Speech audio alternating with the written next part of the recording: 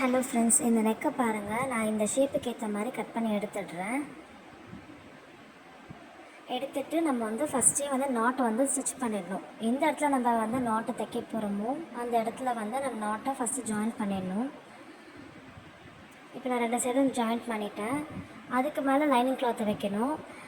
அந்த கர்வ் ஷேப்புக்கு ஏற்ற மாதிரி நம்ம 4 இன்ச்சுக்கு நம்ம தையல் போட்டுகிட்டே வரணும்.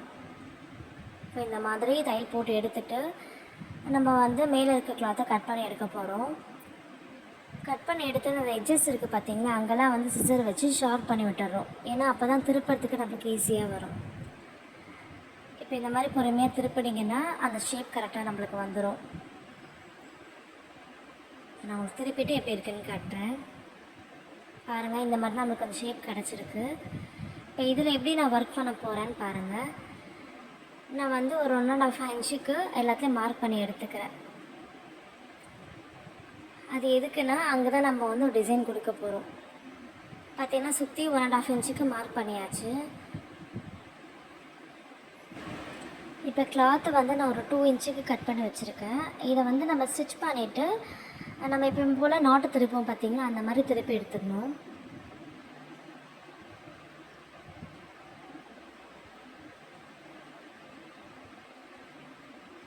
இந்த மாதிரி எடுத்துகிட்ட பிறகு நம்ம ஏற்கனவே ஸ்டிச் பண்ணி வச்சுருக்க நெக் டிசைனில் அந்த கார்னர் எட்ஜஸ் இருக்குது பார்த்திங்களா, அங்கே இதை ஃபோல்ட் பண்ணி ஸ்டிச் பண்ணிடணும். இந்த மாதிரி எல்லாமே தைச்சி எடுத்துடணும். நம்ம ஃபுல்லாகவே ஸ்டிச் பண்ண பிறகு நம்மளுக்கு இந்த மாதிரி தான் கிடைக்கும். இப்போ நம்ம ஏற்கனவே கர்வ் மேலே டிசைன் வச்சுருக்கோம் பார்த்திங்களா, அந்த கர்வ் மேலே நான் இப்போ லேஸ் ஒர்க் கொடுக்க போகிறேன்.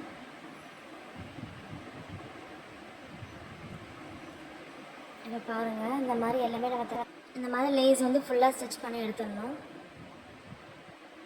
இப்போ எடுத்துகிட்டு நம்ம ஃபோல்ட் பண்ணி வச்சுருக்கோம்ல, அந்த இடம் தெரியாமல் இருக்கிறதுக்கு நான் அங்கே ஒரு லேஸ் கொடுக்க போகிறேன்.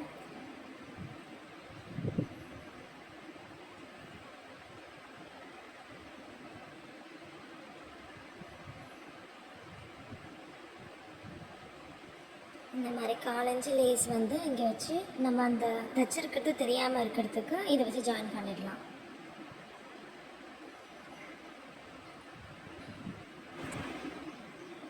இப்போ பார்த்தீங்களா, நம்ம மேலே லேஸ் ஒர்க் வச்சாச்சு.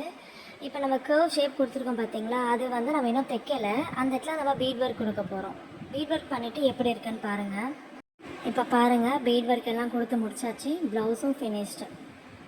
இந்த வீடியோ உங்களுக்கு பிடிச்சிருந்தா லைக் பண்ணுங்கள், ஷேர் பண்ணுங்கள், மறக்காமல் சப்ஸ்கிரைப் பண்ணுங்கள். தேங்க்ஸ் ஃபார் வாட்சிங்.